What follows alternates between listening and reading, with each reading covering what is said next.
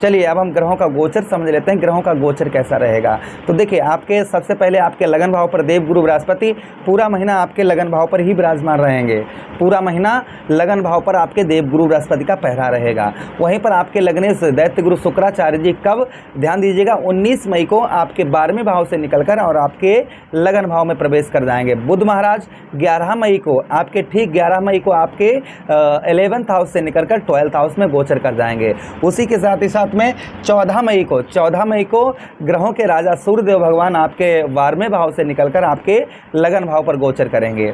अच्छा, उसी के साथ ही साथ में मंगल देव पूरा महीना आपके 11th हाउस पर पूरा महीना गोचर करेंगे। राहु महाराज पूरा महीना आपके 11th हाउस पर गोचर करेंगे। शनिदेव महाराज आपके 10th भाव कर्म क्षेत्र पर पूरा महीना गोचर करेंगे। साथ ही साथ में चंद्रदेव सवा 2 दिन में राशि परिवर्तन कर जाते हैं। केतु महाराज 5th भाव में आपके पूरा महीना ही विराजमान रहेंगे। चलिए अब हम आगे बढ़ते हैं और समझने का प्रयास करते हैं। सबसे पहले स्वास्थ्य की बात करते हैं। इस महीने आपका स्वास्थ्य वगैरह कैसा रहेगा। तो इस महीने स्वास्थ्य आपका 19 मई तक थोड़ा बहुत उतार चढ़ाव देखने, खान पान का आपको ध्यान रखना होगा। 19 मई के बाद में स्वास्थ्य आपका उत्तम होगा। डिप्रेशन, मानसिक तनाव, ये आपका ध्यान दीजिएगा 19 मई के बाद में आपका बहुत कम हो जाएगा, ना के बराबर हो जाएगा।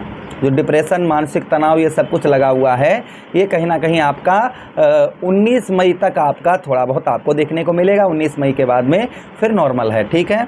अच्छा, उसी के साथ ही साथ धन की स्थिति आपके बुध, ध्यान दीजिएगा 11 मई तक आपके धन की स्थिति उत्तम रहेगी, अच्छी रहेगी, क्योंकि आपके धनेश कौन, बुध महाराज आपके 11th हाउस पर रहेंगे। 11, ध्यान दीजिए 11 मई के बाद में आपको व्यर्थ में या कहीं भी बिना सोचे समझे धन इन्वेस्ट नहीं करना है, क्योंकि आपके 12वें भाव पर गोचर करेंगे आपके धनेश, धन भाव के स्वामी आपके 12वें भाव पर गोचर करेंगे, इसलिए आपको थोड़ा बहुत ध्यान रखने की आवश्यकता रहेगी। अच्छा, उसी के साथ ही साथ लव लाइफ की बात करते हैं, प्रेम की बात करते हैं। 11 मई तक आपकी लव लाइफ उत्तम है, अच्छी है, क्योंकि आपके बुध पंचमेश आपके बुध महाराज आपके 11th हाउस पर रहेंगे। 11 मई के बाद आपके 12वें भाव पर आएंगे, तो थोड़ा बहुत डिप्रेशन या थोड़ा बहुत लड़ाई झगड़ा आपके लव लाइफ में हो सकता है। विद्यार्थियों के लिए शिक्षा पढ़ाई अच्छी रहेगी। 11 मई के बाद में आपको थोड़ा बहुत अपने खान पान पर पेट संबंधी, यानी कि भोजन इस तरीके का ग्रहण करना है कि पेट संबंधी रोग, कष्ट, परेशानी आपको ना परेशान करें, इस तरीके से ध्यान रखें। फिर यहाँ पर संतान के साथ रिश्ता मधुर होगा, बच्चों से संबंध आपके इस महीने मधुर रहेंगे, अच्छे रहेंगे। उसी के साथ ही साथ बात करते हैं आपके दाम्पत्य वैवाहिक जीवन की। आपके सप्तम भाव के, आपके 7th भाव के स्वामी कौन बनते हैं, आपके 7th भाव के जो लॉर्ड बनते हैं, स्वामी बनते हैं, वो ग्रहों के सेनापति मंगल देव बनते हैं। मंगल देव कहाँ पर विराजमान है, मंगल देव आपके ठीक 11th हाउस में, यानी कि एकादश भाव में विराजमान है, राहु के साथ में अंगारक दोष बनाए हुए हैं। तो 11th हाउस का सप्तमेश आपके 11th हाउस पर है, तो पत्नी के स्वास्थ्य का थोड़ा बहुत आपको ध्यान रखने की आवश्यकता रहेगी। पत्नी का इस महीने आपको स्वास्थ्य का, उनके खान पान का और बेहद उनके स्वास्थ्य का आपको ध्यान रखना होगा। ध्यान रखिएगा इस चीज़ का, थोड़ा बहुत अंदरूनी चीज़ों का भी आपको ध्यान रखने की इस महीने आवश्यकता रहेगी। पत्नी के साथ या फिर आप स्त्री हैं तो पति का भी आपको थोड़ा बहुत इस महीने ध्यान रखने की आवश्यकता रहेगी। भाग्य की बात करते हैं। इस महीना आपका भाग्य कैसा रहेगा। आपके भाग्येश कौन बनते हैं, आपके भाग्य के स्वामी बनते हैं कौन, शनिदेव महाराज। शनिदेव महाराज कहाँ पर विराजमान हैं, आपके ठीक अपने ही घर पर 84 हैं इस समय, अर्थात 11th हाउस में विराजमान हैं। वो समझ आएंगे 10th भाव कर्म क्षेत्र पर आपके 10th भाव पर विराजमान हैं।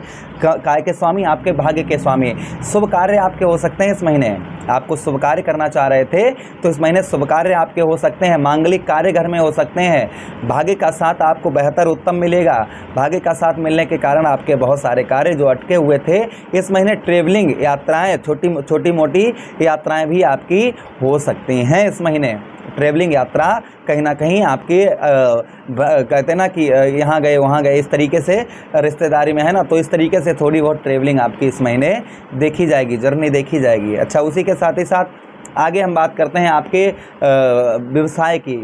आपका व्यवसाय, कैरियर कैसा रहेगा। शनिदेव महाराज 84 हैं, अपने ही राशि के अंतर्गत बैठे हुए हैं, तो सीधा कहने का मतलब है हमारा कि व्यवसाय इस महीना, क्योंकि कर्म क्षेत्र पर आपके हैं शनिदेव महाराज, व्यवसाय उत्तम रहेगा, अच्छा रहेगा। व्यवसाय में जो हानि आपको बहुत दिनों से हो रही थी वह हानि आपको देखने को नहीं मिलेगी। व्यवसाय में उत्तम अच्छे फल आपको देखने को मिलेंगे। जो आप काम करते हैं जिसका आपको बेनिफिट नहीं प्राप्त हो रहा था, वह बेनिफिट आपको प्राप्त होगा। अर्थात सीधा कहने का मतलब है कि व्यवसाय में ग्रोथ का समय आप ये महीना अपने व्यवसाय में ग्रोथ का समझिए। ग्रोथ आपके इस महीने व्यवसाय में आपके ग्रोथ लेकर आएंगे शनिदेव महाराज, क्योंकि आपके स्वराशि हैं, उत्तम अच्छी स्थिति में है, तो कहीं ना कहीं लाभ अवश्य ही आपको शनिदेव महाराज उत्तम अच्छे लाभ व्यवसाय में आपके देंगे। आर्थिक स्थिति मजबूत रहेगी, आलस्यपन इस महीने दूर रहेगा, काम को आप डटकर कर पाएंगे, कोई भी कार्य करते हैं उसे आप डटकर कर पाएंगे और बेहतर तरीके से कर पाएंगे। अच्छा, अब हम उपायों की बात कर लेते हैं। तो देखिए, हम बात करें तो आपके शिक्षा पढ़ाई के लिए बुध महाराज का उपाय करें। बुधवार के दिन आप जो है गौ मैया को हरा चारा बुधवार के दिन बुध महाराज का नाम लेकर गाय को खिलाएं, ठीक है, ये प्रथम उपाय करें। दूसरा उपाय, अपने लग्नेश के लिए शुक्राचार्य शुक्रवार वाले दिन दही और शहद से आप शिवलिंग पर अभिषेक करें। दही और शहद से शिवलिंग पर अभिषेक करें, जिससे आपके लग्नेश उत्तम अच्छी अवस्था में रहेंगे। अच्छा, उसी के साथ व्यवसाय के लिए ओम प्राम प्रेम सा शनिश्चराय नमः इस मंत्र का जप आप सूर्य अस्त के बाद में 24 मिनट तक लगातार करें। आपका व्यवसाय और भाग्य आपके साथ रहेगा, बहुत सारे कार्य आपके सफल होंगे। मुझे आदेश दें, किसी अन्य प्रोग्राम में पुनः वेट करते हैं, तब तक आप लोग अपना ख्याल रखिए। प्रेम से बोलिए कृष्ण कन्हैया लाल की जय।